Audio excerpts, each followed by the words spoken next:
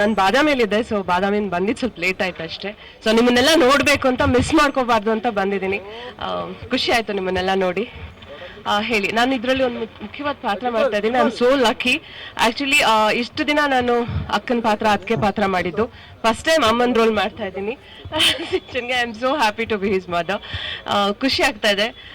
Sudeep sir ಅವ್ರ ಪ್ರೊಡಕ್ಷನಲ್ಲಿ ಕೆಲಸ ಮಾಡ್ತಿರೋದು ತುಂಬಾ ಖುಷಿ ಇದೆ. ಆಫ್ಟರ್ ಬಿಗ್ ಬಾಸ್ ಈ ಥರದೊಂದು ಆಪರ್ಚುನಿಟಿ ಸಿಕ್ಕಿರೋದು ಒಂಥರ ವೆರಿ ಗುಡ್ ಪಾಸಿಟಿವ್ ವೈಬ್ಸು, ಒಂಥರ ಹೆಮ್ಮೆ ಅನಿಸ್ತಿದೆ.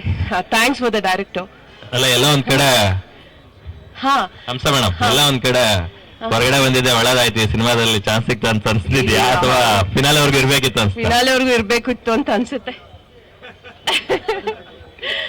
ನಾನು ಹೇಳ್ತಿದ್ದೆ, ಸುದೀಪ್ ಸರ್ ತಂಗಿಯಾಗಿ ನಾನು ಆಕ್ಟ್ ಮಾಡಿದ್ದೆ ದಮ್ ಸಿನಿಮಾದಲ್ಲಿ. ಈಗ ಅವರ ಅಕ್ಕನ ಮಗನ್ಗೆ ತಾಯಿಯಾಗಿ ಮಾಡ್ತಾ ಇದ್ದೀನಿ. So such a coincidence. ಆಮೇಲೆ ಇವ್ರ ಜೊತೆನೆ ನಾವು ವರ್ಕ್ ಮಾಡಿದ್ದೀನಿ ಒಂದು ಸಿನಿಮಾದಲ್ಲಿ. So I am happy to be a part of this movie. ಖುಷಿ ಇದೆ. ಹೌದು. ಕಾರ್ತಿಕ್ ಸರ್ ಅವರು ತುಂಬಾನೇ ಪರಿಚಯ, ವೆರಿ ಗುಡ್ ಹ್ಯೂಮನ್ ಬೀಯಿಂಗ್. ನನ್ನ ಬ್ರದರ್ಗೆ ಇವ್ರ ಕ್ಲೋಸ್ ಫ್ರೆಂಡು ಜಗದೀಶ್ ಕುಮಾರ್ ಅಂತ ಹೇಳ್ತಿರ್ತಾರೆ. ತುಂಬಾ ಖುಷಿ ಇದೆ.